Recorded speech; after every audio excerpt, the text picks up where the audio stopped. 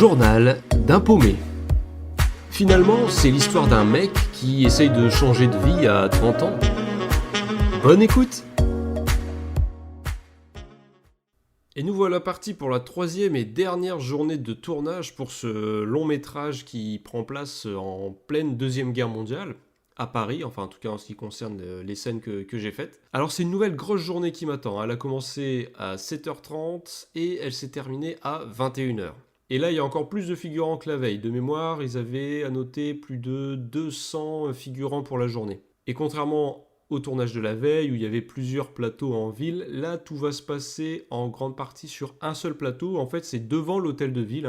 Ils avaient privatisé la devanture de l'hôtel de ville pour l'occasion. D'ailleurs, il y avait énormément de barrières et puis des personnes chargées de la sécurité pour empêcher les piétons de s'attarder, de regarder ce qui était en train d'être filmé et surtout de prendre des photos. Et je me souviens d'un gars de la sécurité qui a passé sa journée littéralement à faire des allers-retours le long des barrières pour empêcher les gens de prendre des photos, mais bien entendu, les gens sortaient leur téléphone et prenaient le plus souvent au moins une photo ou deux. Sur la cour extérieure de l'hôtel de ville, quand j'arrive, il y a déjà énormément de figurants qui sont présents, il y a des véhicules militaires qui sont installés, il y a des véhicules d'époque, notamment des tractions, qui sont présentes, et j'apprends par la suite que il y a les propriétaires de ces voitures-là qui sont présents sur les lieux de tournage, donc je discute un peu avec eux. Et ce sont des gens qui ont l'habitude de faire des reconstitutions, même lorsque en Normandie par exemple ils organisent l'anniversaire du débarquement, etc. Ces gens-là sont sollicités. Et je me souviens que le gars propriétaire notamment d'une Citroën Traction racontait que le véhicule était dans sa famille depuis déjà pas mal d'années, c'est son grand-père qui l'avait. Enfin bref, pour vous dire, il y a vraiment toutes sortes de personnes sur le plateau de tournage. Je me souviens même pour le premier jour de tournage, il y avait un ancien de la Légion étrangère qui était là en tant que consultant. En fait, il surveillait les postures qu'adoptaient les figurants qui incarnaient des officiers, etc., pour que ce soit un maximum crédible. Et le mec, je me souviens, c'était vraiment une armoire à glace. Donc, il te disait de faire un truc, tu bronchais pas trop, quoi. Première fois que je vois ça, c'est qu'il y a un énorme fond vert placé sur l'extérieur de l'hôtel de ville. D'ailleurs, j'apprends que la production est venue avant que j'arrive, et quelqu'un, un des producteurs est venu remercier personnellement les figurants qui étaient là. J'ai trouvé ça assez cool, et d'ailleurs la production, je pense que je peux le dire, c'est les films Pâté. Et d'ailleurs, je pense que c'est pour ça qu'on mangeait aussi bien à la cantine, c'est que plus la production apparemment est assez imposante, assez balèze, plus ça se voit notamment au niveau de la restauration. Parce que je discutais avec d'autres figurants et il y en a un notamment qui m'expliquait qu'une fois lors d'un tournage, en fait à midi c'était des plats tout faits quoi, des plats réchauffés au micro-ondes qu'on pourrait s'acheter nous-mêmes le midi lors d'une pause au travail quoi. Donc on est là tous rassemblés, alors c'est assez rigolo parce qu'on est 200 personnes, femmes comme des hommes, du coup coiffés, habillés en mode années 40, comme je le disais, ça fait vraiment bulle temporelle. On m'appelle parce qu'on a besoin de personnes qui ont une tenue d'officier français, et en fait, on m'amène sous une petite tente où on me prend en photo sous différents profils en fait. C'est des plans où je suis en pied et je dois lever les bras et tourner à chaque fois d'un quart, je crois, ou même d'un huitième sur moi-même. Et j'apprends que c'est pour permettre après de faire des effets de foule, de rajouter en fait sur les plans un peu de loin, les plans aériens, de rajouter plus de personnes que ce qu'il y en a vraiment. Comme il y a pas mal d'attentes ce jour-là, avant le début des prises, on discute entre figurants.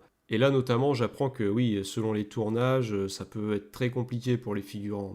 Il y a par exemple un film sur la Première Guerre mondiale où un mec m'expliquait qu'il y en a carrément un lors de ce tournage qui a fait une crise d'hypothermie parce qu'en fait, ils étaient dans des tranchées de nuit, donc il faisait froid, il y avait de l'eau et tout, partout, c'était humide quoi. Et au point où il y a un des figurants qui est tombé en hypothermie quoi. Et j'ai aussi eu un témoignage qui là partait à l'opposé, c'est-à-dire que quelqu'un avait déjà fait un malaise à cause du soleil, parce que des fois il y a des scènes, t'attends que le tournage commence, etc. Mais comme t'es figurant, faut que tu sois là assez tôt. Et des fois, on te fait patienter en plein cagnard, et au point où là, on me racontait que oui, c'était arrivé qu'à un moment, une personne avait fait un malaise. Alors, pas sur ce tournage-là, de mémoire, c'était sur quelque chose qui s'était passé avant, mais j'ai plus du tout le film en tête. Donc, au-delà de ça, je me rends compte, oui, que le métier de figurant, silhouette, acteur de complément, en fait, c'est vraiment un métier...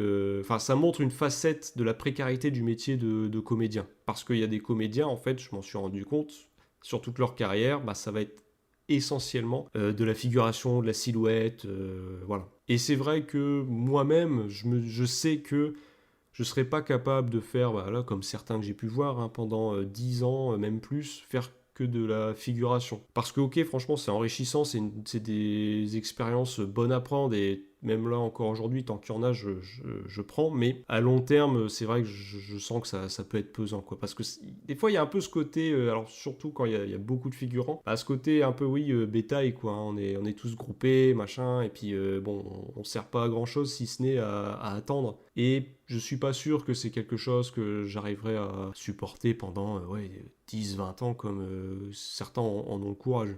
Donc là, on est plutôt sur une scène ce jour-là un peu de liesse, hein. Il y a de la foule, il y a des acteurs qui arrivent, etc. Il y a pas mal de mouvements. Et moi, du coup, par rapport à mon rôle d'aide de camp, on me met sur le côté à voir parce que selon l'arrivée de certains acteurs, certains personnages, bah, je risque peut-être d'être placé avec eux. Donc les gens se placent, on commence à tourner des prises. Et c'est assez rigolo parce que voilà, pour le peu qu'il y ait des scènes plus de panique ou autre, et ben on voit vraiment que les gens se prêtent au jeu, puis il y a un peu ce mouvement de foule qui se crée et qui aide, je pense, à jouer. De mon côté, j'attends pas mal de temps en fait, et au bout d'un moment, on m'explique que je vais monter dans une des tractions, un des véhicules d'époque qui est là, et puis en fait, on va arriver devant cet hôtel de ville. Donc je suis assez content, je me dis bon bah cool, ça va être sympa, c'est toujours une bonne expérience aussi à prendre. Sauf qu'on se rend compte, il y a un souci avec un des véhicules, c'est pas évident de placer et la personne qui filme et les acteurs. Donc en fait, au bout d'un moment, la voiture où moi j'étais de base avec d'autres figurants,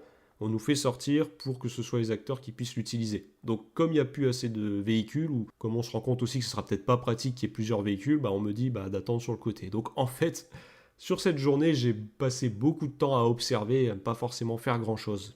Mais c'est vrai que c'est impressionnant de voir toute l'organisation qu'il y a, et puis d'entendre les moteurs, actions, et puis que là, ça y est, on voit que la scène se lance pour quelques secondes des fois.